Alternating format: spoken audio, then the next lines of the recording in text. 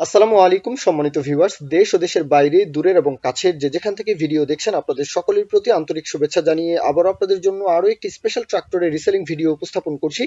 গাড়ি দেখতে পাচ্ছেন, এটা হচ্ছে মাহিন্দ্রার যে যুবো, এই গাড়িটার জনপ্রিয়তা অনেক বেশি।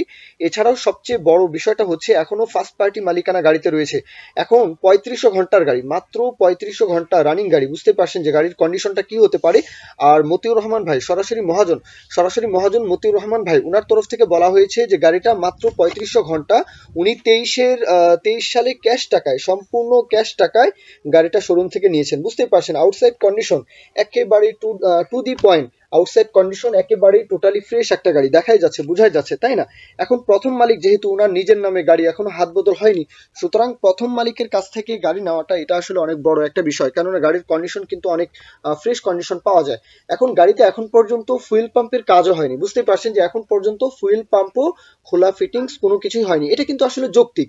যদি প্রথম মালিকের কাছ থেকে যদি গাড়ি নেন, তাহলে দেখা যাবে যে অনেক কিছুই একেবারে আনটাচ, একেবারে ফ্রেশ কন্ডিশন পাওয়া যায়। এখন গাড়ির যে মাত্র 3500 ঘন্টা রানিং, লোকেশনে আসবেন, কথাবার্তা বলবেন, লোকেশনে এসে যাচাই বাছাই করবেন। গাড়ির লোকেশন হচ্ছে বালিয়াডাঙ্গি, ঠাকুরগাঁও জেলা, বালিয়াডাঙ্গি উপজেলা। অবশ্যই লোকেশনে এসে তারপরেও কথাবার্তা বলতে হবে।